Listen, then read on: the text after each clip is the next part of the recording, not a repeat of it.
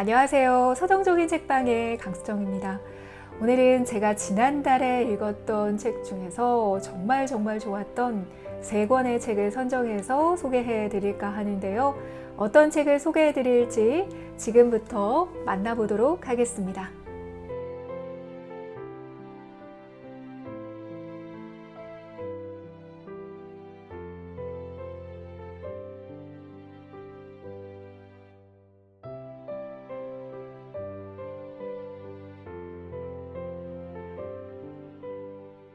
네, 첫 번째로 소개해드릴 책은 바로 이 책, 김금희 작가님의 식물적 낙관이라는 책입니다. 이전 브이로그 영상에서도 잠깐 등장했었던 제가 직접 서점에 가서 구매했던 책이고요. 이 디자인이 워낙 마음에 들어서 바로 옆에 진열되어 있던 리커버판의 존재에 대해서는 인식을 하지 못했던 것 같습니다. 이 책에 꽂혀서 이 책을 그냥 들고 왔었는데요.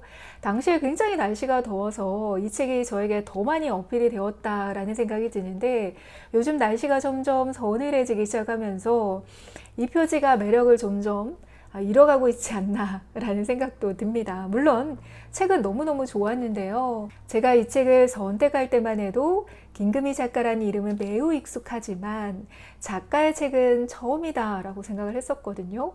책을 읽으면서 느슨하고 한가로운 식집사의 이야기에 편안하게 스며들 수 있었고, 또 바로 이 책에 등장하는 여러 가지 새로운 식물들을 집으로 들이고 싶은 마음도 정말 많이 들었고, 식물의 생장을 통해 발견하는 작가의 깊은 삶의 통찰을 느낄 수 있는 그런 책이었습니다. 제가 한때 굉장히 무식하게 꾸역꾸역 밀어넣듯이 책을 읽었던 시절이 있었는데, 아마도 그때 작가의 책을 읽지 않았을까라는 생각이 들어요. 너무 한낮의 연애, 경애의 마음이라는 작가의 2작품을 제가 이미 읽었더라고요. 네, 특히 경애의 마음은 제가 유독 좋아했던 작품이기도 한데, 2작품도 같은 작가로 기억하지 못하는 것을 보니 저의 어떤 기억력의 문제도 있지만, 한 권 한 권 해치우듯이 글을 읽어내었던 그 시절의 어떤 마음의 조급함과 현실의 절박함, 이런 것들이 갑자기 밀려와서 조금 숙연해지기도 했습니다. 네, 작가에 대해서 조금 살펴보면요. 네, 책 날개에 이런 소개가 있습니다. 2009년 한국일보 신춘문예를 통해 작품 활동을 시작을 했고, 센티멘탈도 하루 이틀, 너무 한낮의 연애, 오직 한 사람의 차지, 우리는 페퍼로니에서 왔어, 경애의 마음, 복자에게 나의 사랑 매기, 크리스마스 타일, 나는 그것에 대해 아주 오랫동안 생각해, 사랑밖에 모든 말들, 이런 작품들이 있고 다수의 많은 문학상을 수상하기도 하셨어요. 너무 한낮의 연애나 경애의 마음도 제목이 굉장히 끌렸던 작품이었던 것 같은데, 여기 소개되어 있는 김금희 작가님의 다른 작품의 이름도 굉장히 세련되고 감각적이다라는 생각이 듭니다. 센티멘털도 하루 이틀, 이런 것도 어떤 내용인지 굉장히 궁금하고, 크리스마스 타일이라든지 오직 한 사람의 차지, 이런 제목들도 엄청 마음이 끌리는 제목인 것 같습니다. 마음이 굉장히 힘들었을 때, 저 개인적으로는 책 속에 굉장히 깊이 빠져들었었는데요. 글을 쓰는 작가가 마음이 굉장히 힘들었을 때 식물에 빠져들었던 이야기라고 할 수 있을 것 같거든요. 작가의 식물에 대한 어떤 시선과 감상이 독자로 하여금 뭔가 불안한 마음과 아픔을 좀 덜어내어주는 그런 깨끗한 느낌이 들었던 작품이었어요. 제가 이 책의 가장 매력적인 부분이 뭔가요? 라고 물으신다면, 이 책은 굉장히 편안하고 일상적인 언어로 여유롭고 느슨한 흐름을 가지고 있는 작품이거든요.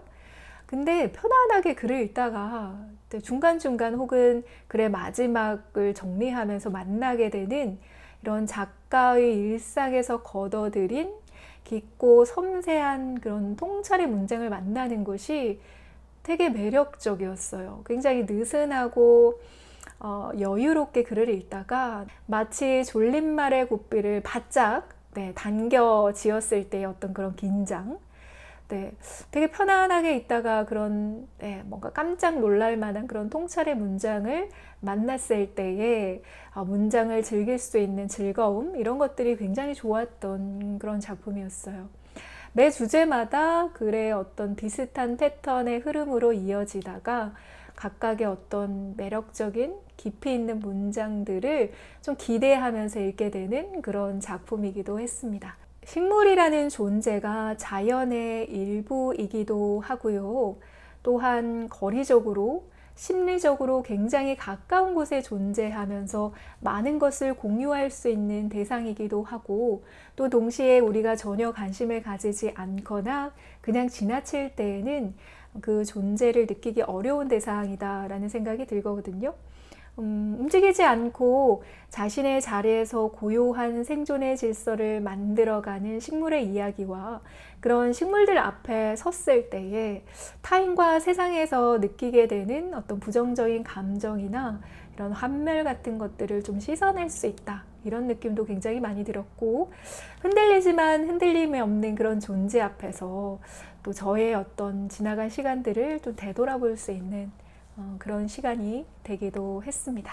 이 책은 뭐 표지의 디자인도 굉장히 좋지만 내재 편집 구성도 굉장히 좋거든요. 이렇게 텍스트 가장자리에 이렇게 같은 그 표지의 색깔과 동일하게 테두리를 넣어서 조금 더 식물의 느낌, 자연의 느낌을 더해주고 있고요. 일러스트레이터 소개가 되어 있는데요. 이 안에는 그림이 삽입되어 있어요. 랏키키라고 하는 작가의 작품을 매 주제 꼭지마다 이렇게 삽입을 해 놓았습니다. 그래서 이 책에 그 식물이라고 하는 주제를 조금 더 느낄 수 있게끔, 그리고 조금 더 즐길 수 있게끔 도와주는 이런 편집도 되게 좋은 것 같아요.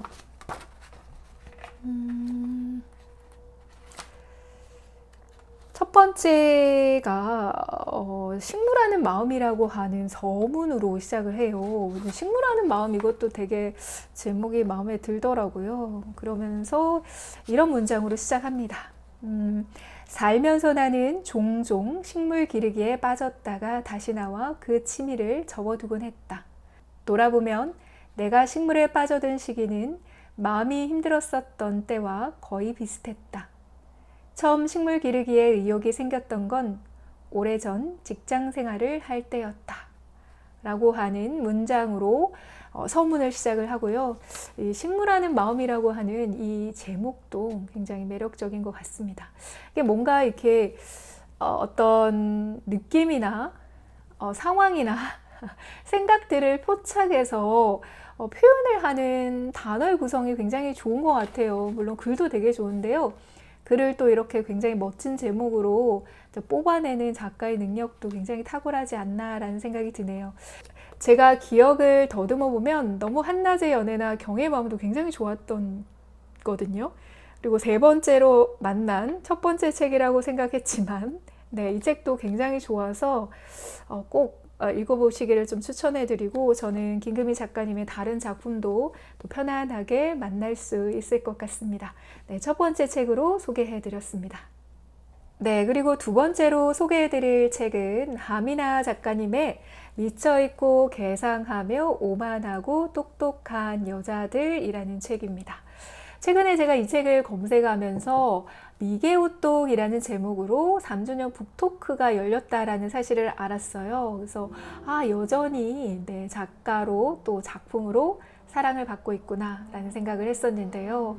이 책은 불안과 우울이라는 주제로 2030의 여성들의 이야기를 담은 책인데요. 주제와 글의 내용은 일단 접어두고 주제와 대상에 대해서 성실하고 진지한 태도, 그런 접근 방법이 굉장히 빛나는 책이에요.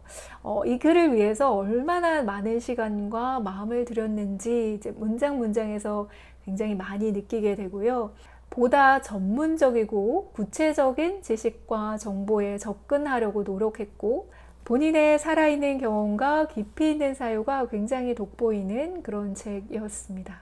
제가 하미나 작가님의 아무튼 잠수라는 책을 소개를 해드리면서도 언급을 해드렸지만 작가이자 프리다이버이자 하마글방치기 여성운동단체 페미당당의 활동가 그런 요소들이 묘한 매력을 풍기는 그리고 어떤 호기심을 자극하게 되는 그런 작가라는 생각이 들고요.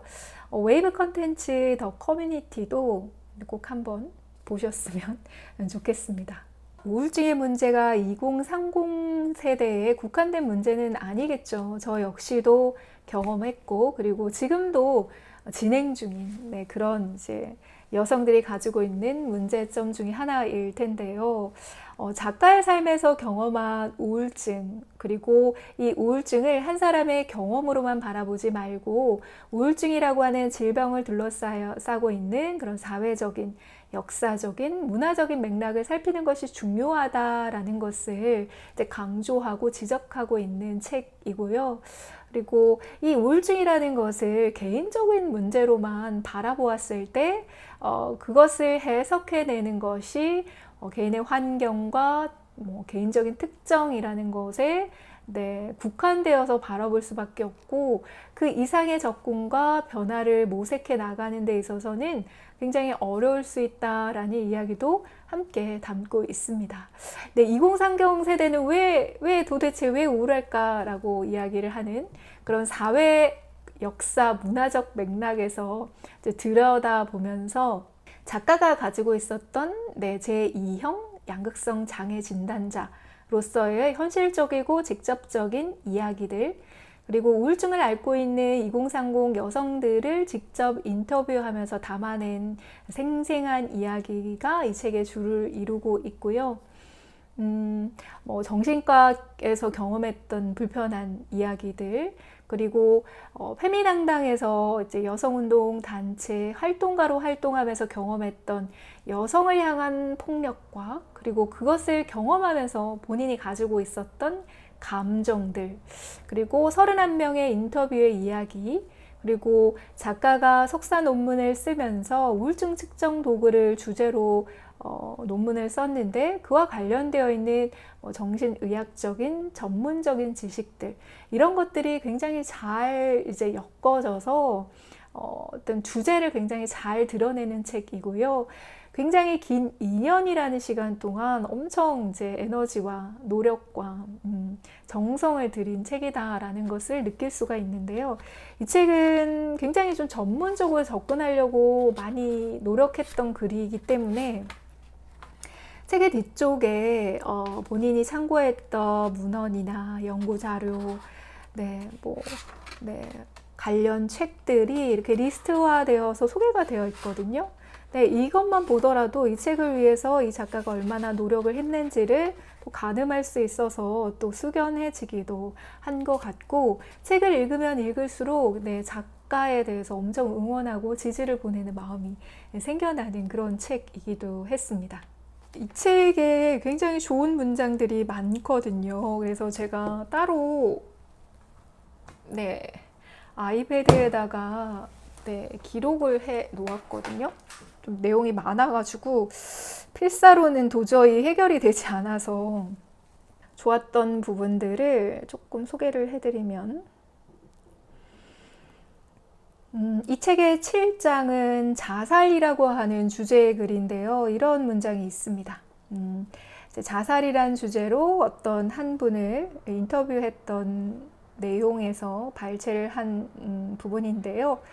삶의 목적이 없다는 사실은 이제 내게 슬픔이나 좌절보다는 오히려 자유로움을 주는 쪽에 가깝다.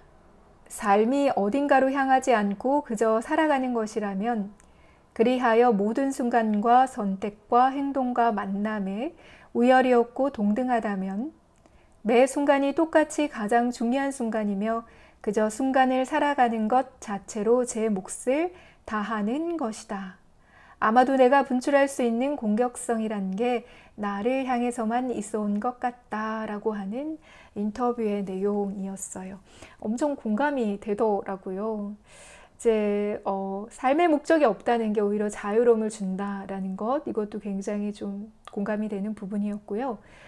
그리고 내가 분출할 수 있는 그런 공격성이라는 게 온전히 나에게만 향했던 게 아닐까라고 생각하는 부분도 좀 되게 많이 공감이 되더라고요.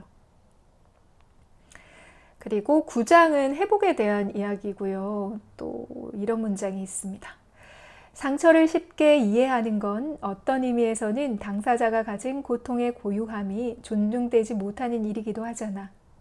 내 상처가 보편적이라는 데에는 구원이 생길 수도 있지만 내 상처가 유일하고 고유하다는 데에도 구원이 생길 수 있다고 생각했어. 특별한 상처임을 인정받는 거니까. 당시에는 사회의 공감이 모든 것의 해결책인 것처럼 여기는 분위기가 있었는데 나도 거기에 휩쓸렸던 것 같아. 자신이 가졌던 세계에 대한 환상이 깨질 때 필연적으로 우울증이 온다고 생각해요.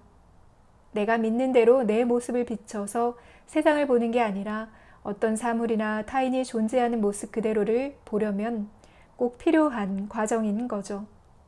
그렇다면 우울증을 굉장히 비극적인 것으로 생각할 이유는 없는 것 같아요. 오히려 겪고 나면 자기 세계가 넓어지고 인간에 대해서 더 잘 이해하는 기회가 되는 것 같고요. 막다른 길이 아니라 지나갈 수 있는 좁은 길로 바라보게 됐어요. 라고 하는 문장입니다. 굉장히 깊이 있고 건강한 그런 생각이지 않을까라는 생각이 들었어요. 막다른 길이 아니라 지나갈 수 있는 좁은 길로 바라보게 되었다. 이 부분도 되게 좋은 것 같고요. 굉장히 우울증이라는 것이 비극적인 것만은 아니다. 내가 경험을 했기 때문에 나의 세계가 좀 넓어지고 인간이 이해하게 되었다라는 부분도 좋은 것 같습니다. 이건 역시 이제 인터뷰의 인터뷰 내용 중에 한 부분이었어요.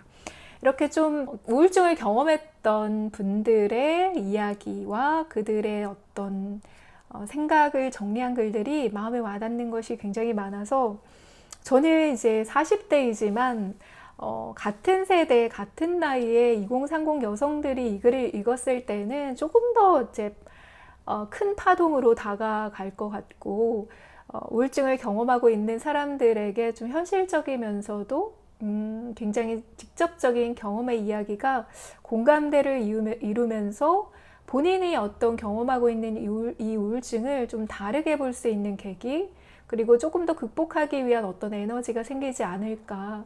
그리고 이분들도 이제 그런 경험을 통해서 이겨내었던, 그리고 지금의 생각들을 이야기하면서 극복해 나가는 과정에서 얻어내는 이런 문장들이 같은 세대의 독자들에게 엄청 용기와 희망을 줄 것 같다라는 생각이 들어서 더 책에 빠지게 되었던 것 같습니다.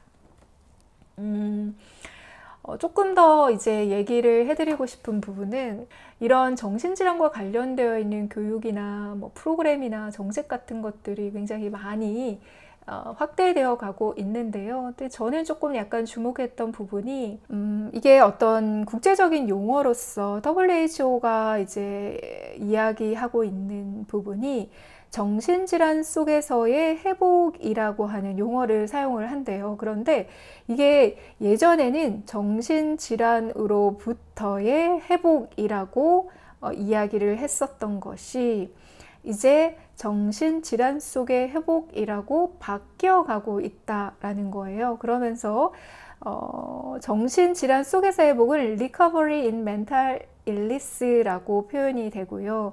예전에 이제 표현했던 정신질환으로부터의 회복 같은 경우에는 Recovery from Mental Illness라고 하는 거죠. 근데 굉장히 다른 이제 발화라고 생각을 하고요.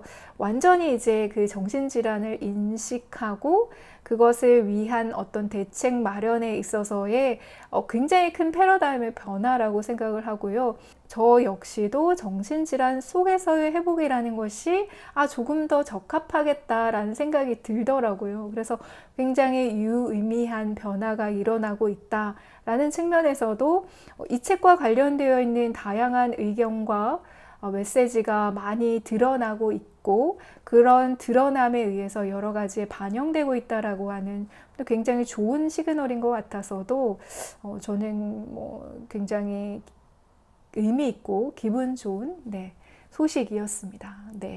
이 부분을 마지막으로 소개해드리면서 두 번째 책 하미나 작가님의 미쳐있고 계상하며 오만하고 똑똑한 여자들에 대한 소개는 여기서 마치도록 하겠습니다.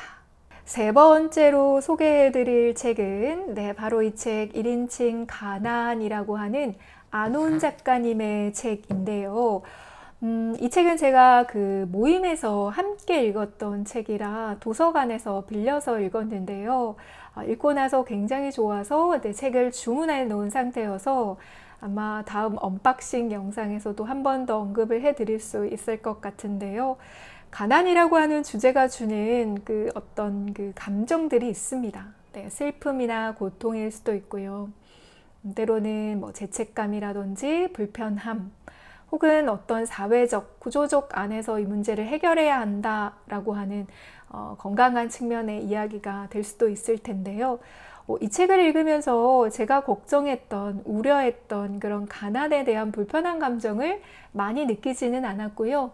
가난에 대해서 본인이 경험했던 이야기를 글로 썼지만 이런 감정적인 부분은 많이 덜어내면서 가난이라는 것이 시사하는 바를 이렇게 객관적으로 이야기해낼 수도 있구나 라고 하는 놀라운 점을 발견을 했고요.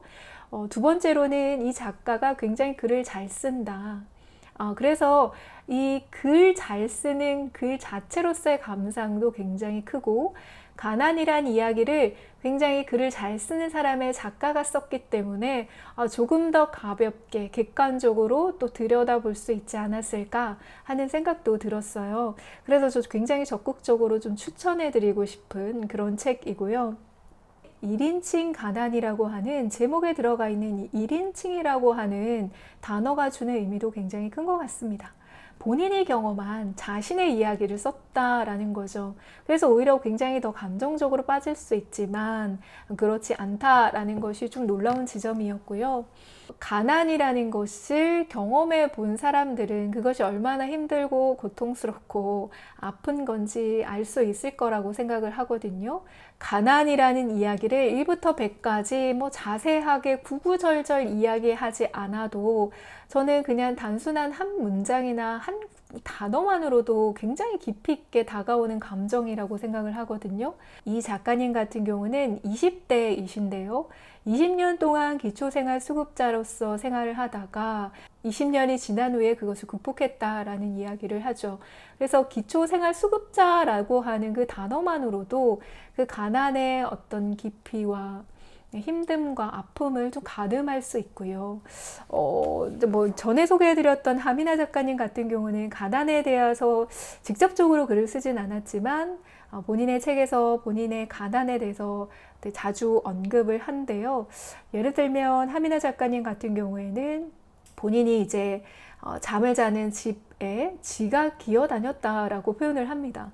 근데 구구절절 본인이 얼마나 경제적으로, 정서적으로, 정신적으로 가난을 경험했다라는 것을 이야기하지 않아도 그 쥐라고 하는 단어에서 우리가 가늠할 수 있는 그 깊이를 알 수 있는 것처럼 가난이라는 것은 그런 짧은 것으로도 충분히 표현해낼 수 있는 부분이다라는 생각이 드는데 이 책은 기초생활수급자이면서 2000년대의 가난이라든지 젊은 세대의 가난이라고 하는 우리가 모두 다 극복해냈다고 생각하는 그 가난에 대한 이야기를 하기 때문에 조금 더 우리가 좀 더 관심을 가지게 되는 지점이 아닐까라는 생각이 들고요.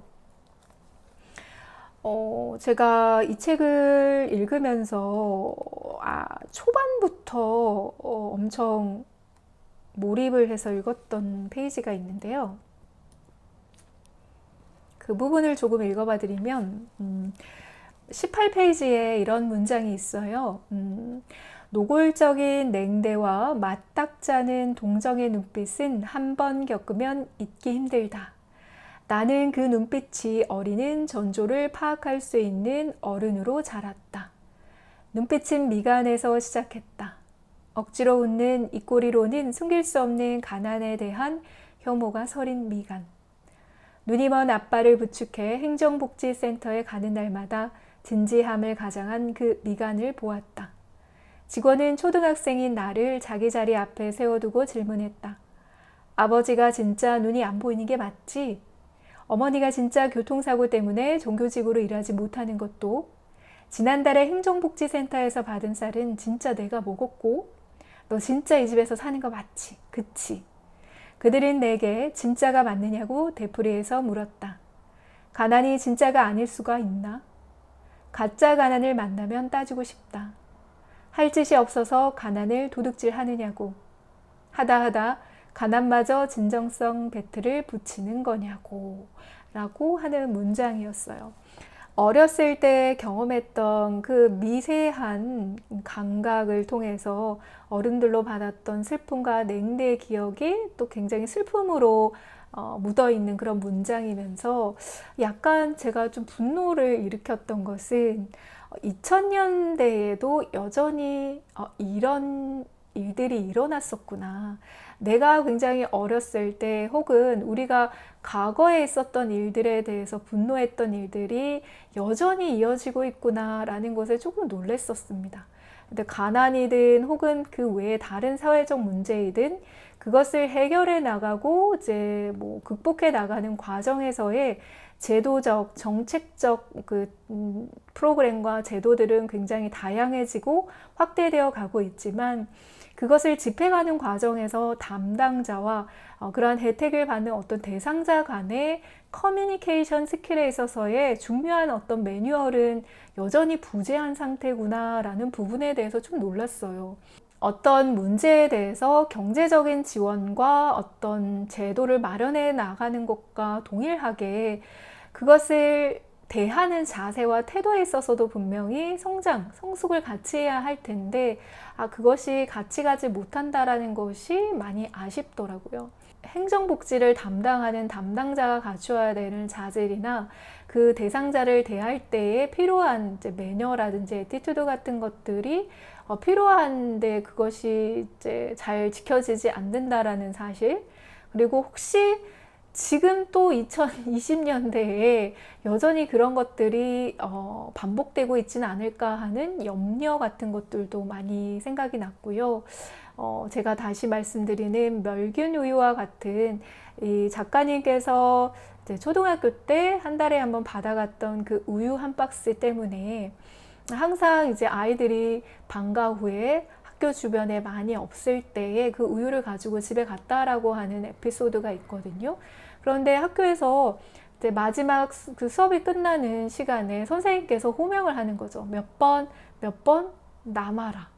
왜 남아야 하는지 나머지 친구들은 궁금할 수밖에 없잖아요. 그러면 남으면 이제 그 멸균 우유 박스를 주는 거죠. 그래서 친구들에게 들키기 싫어서 늦게 아이들이 없을 때 집으로 향한다라는 거예요. 그래서 이렇게 어린 아이들에게 이런 정책을 집행하는 과정에서도 아이들의 정서적인 부분을 배려하는 것이 여전히 부재했었구나에 너무너무 놀랐어요. 2000년대인데 왜 선생님은 그러한 매뉴얼이 없고 그러한 어떤 제도적인 그런 게 없었지만 선생님은 왜 그 아이를 배려하지 못했을까? 되게 마음이 아프더라고요. 그래서 혹시나 지금도 이렇진 않겠지 하는 또 염려가 생기면서 약간의 분노도 생겼어요. 그래서 이런 가난이라고 하는 문제를 다루는 데 있어서도 대상자에 대한 배려와 세심한 관심 이런 것들이 필요하겠다라는 생각도 이 책을 읽으면서 굉장히 많이 했었던 지점입니다. 그래서 이 작가님께서는 가난이라는 것도 계속 얘기해야 되고 가난을 경험했던 사람으로부터 계속 발화되어야 한다라고 이야기하는 측면이 바로 그런 것 같아요.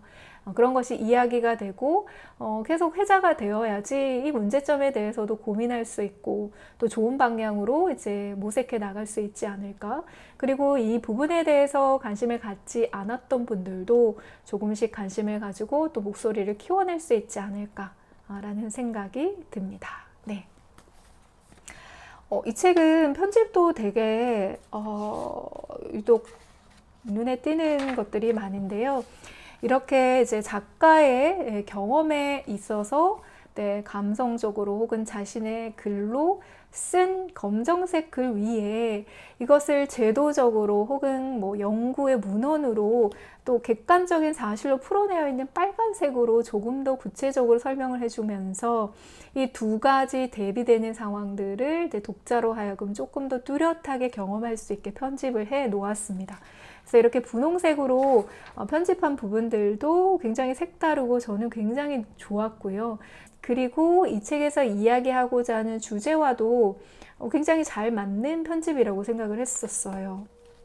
그리고 뒤편에 이렇게 빨간 글씨로 우리나라에 어떤 복지 정책이 있고 그런 혜택을 누리기 위해서 어떤 절차를 진행해야 하는지에 대한 자세한 내용도 함께 실어 놓은 거죠. 이제 본인이 성장하는 과정에서 누구도 알려주지 않았던, 스스로가 챙겨서 알아보고 신청하지 않으면 알 수 없는 다양한 제도와 정책들에 대해서도 자세하게 설명을 해놓고 있어서 이것도 저는 굉장히 좋은 부분이라고 생각을 했고요. 이렇게 이제 한 주제 한 주제가 시작이 될 때마다 이 시작 지점의 높이가 다르거든요. 보시면 지금 글에서는 한 중간쯤에서 시작을 했고 이 글에서는 거의 위쪽에서 시작을 하잖아요. 그래서 이게 계속 왔다 갔다 해서 제가 읽으면서도 왜 이러지 왜 이러지 하고 갸우뚱하면서 읽었었거든요. 근데 보시면 이거는 굉장히 아래에 위치가 되어 있잖아요. 근데 이 책을 이제 읽고 이 작가님의 북토크를 다녀오셨던 분께서 이제 설명을 해주시기로는 그 전에 글이 끝나는 마지막에 보시면 이렇게 재생 이미지가 있습니다. 그 재생 이미지와 동일한 선상에 그 다음 주제의 이야기가 시작되는 거예요. 그래서 재생 버튼을 누른다, 이어서 이야기가 시작된다 라고 하는 연결적인 의미로 이렇게 높낮이가 다른 겁니다. 그래서 이 다음의 글이 이렇게 끝났을 경우에는 그 높이와 마찬가지의 높이에서 그 다음에 이야기가 시작되는 이런 편집도 굉장히 세심하고 재미있다라는 생각이 들었어요. 저는 잘 모르는데 이 책 디자이너분이 되게 유명하신 분이라고 하시네요. 동신사라고 되어 있는데요. 디자이너이신지 디자인 팀인지 명확하게 알 수는 없지만 굉장히 디자인으로서 유명한 분께서 하신 디자인이라고 합니다.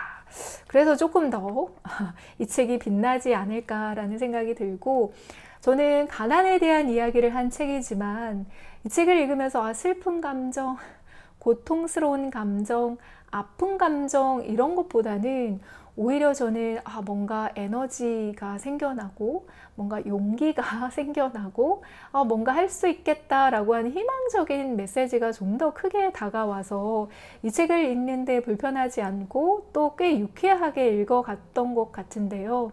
분명히 가난의 이야기를 하면서 아픈 이야기들이 굉장히 많지만 그것이 유독 굉장히 극렬한 감정으로는 다가오지 않았던 것은 이 작가님께서 약간 의도한 굉장히 객관적이고 감정적이지 않게 글을 쓰려고 했던 노력도 분명히 있지만 글을 굉장히 잘 쓰는 그런 스킬적인 부분이 유독 뚜렷하게 드러나는 책이어서 글 읽는, 글을 감상하는 재미도 굉장히 크거든요.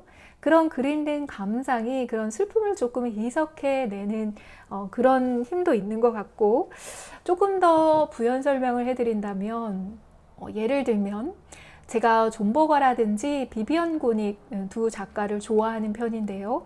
존 버거 같은 경우는 비평가이고 또 미학을 공부를 했고 사진가이면서 평론가이잖아요. 그래서 글을 보면은 그 사회 속에서 혹은 문화 속에서 굉장히 날카롭고 예리한 부분을 포착해서 비평하는 게 굉장히 큰 힘을 가지고 있는 글이에요. 그럼에도 불구하고 그 존 버거의 글을 막 읽다 보면 굉장히 인간적인 따뜻함을 느낄 수가 있어서 글을 읽고 나면 굉장히 이제 편안하고 좋은 느낌을 받게 되죠. 그게 이제 존 버거가 가지고 있는 가장 큰 작가로서의 에너지라고 생각을 해요. 본인은 따뜻하면서 인간적인 글을 주제로 쓴 것은 아니지만 우리는 글을 읽으면서 계속해서 그런 느낌을 받게 되는 거죠. 비비안 고닉 같은 경우도 자신의 내면이나 혹은 주변에서 일어난 상황과 인물과 환경에 대한 묘사 그리고 통찰이 굉장히 날카롭고 예리하게 표현되는 작가입니다. 그래서 그런 날카롭고 예리한 글을 읽는 즐거움으로 글을 읽다 보면 뭔가 인간적이고 따뜻한 작가의 시선을 계속해서 느낄 수 있는 작품이고, 그것이 비비안 고닉의 또 가장 큰 작가로서의 에너지라고 생각을 하는데요. 굉장히 유사하게 저는 이 책을 읽으면서 가난에 대한 이야기를 계속적으로 해 가고 있지만 그 가난이 슬프다기보다는 오히려 굉장히 유쾌하고 또 시크하고 그러면서도 희망적이고 용기 있는 그런 느낌들을 계속 받는 거예요. 그래서 저도 읽으면서도 되게 의아해 했는데 이것이 안온 작가가 가지고 있는 저는 큰 에너지라고 생각을 합니다. 근데 이분이 가지고 있는 어떤 성향적인 그런 어떤 비극적이고 비관적이지만은 않은 그런 작가의 에너지들이 이 글과는 다르게 계속해서 느끼게 만들어주는 것이 독자로 하여금 작가에 대해서 매력을 느끼게 되는 지점이다라는 생각이 들고, 어쩌면 스스로 그 힘든 과정을 다 극복해냈기 때문이기도 하지만 저는 작가가 가지고 있는 어떤 따뜻하고 에너지가 넘치는 그런 기질과 성향이 아닐까. 그래서 작가로서 다음 작품을 더 기대하게 만들어주는 그런 느낌도 참 좋았던 것 같아요. 작가로서의 꿈을 가지고 계신데요. 그래서 글을 굉장히 잘 쓰고 그 관련된 전공을 하셨기 때문에 이 작품을 시작으로 해서 정말 멋진 작품들 많이 써내셔서 또 작가로서 또 큰 성공을 거두셔서 또 독자들에게 기쁜 소식을 전해주셨으면 좋겠다. 이런 생각도 또 함께 했던 작품이었습니다. 네, 이렇게 10월의 책으로 3권의 책을 소개해 드렸습니다. 소개하고 보니까 모두 다 국내 작품이네요. 네, 이렇게 또 소개해 드린 적도 처음인 것 같습니다. 3권 다 제가 너무너무 강력하게 추천해 드릴 수 있는 책이어서 관심 있는 주제에 책 선택하셔서 한번 읽어보셨으면 좋겠습니다. 네, 다음 영상에서도 또 좋은 책들과 좋은 이야기로 여러분들에게 인사드리겠습니다. 지금까지 서정적인 책방의 강수정이었습니다.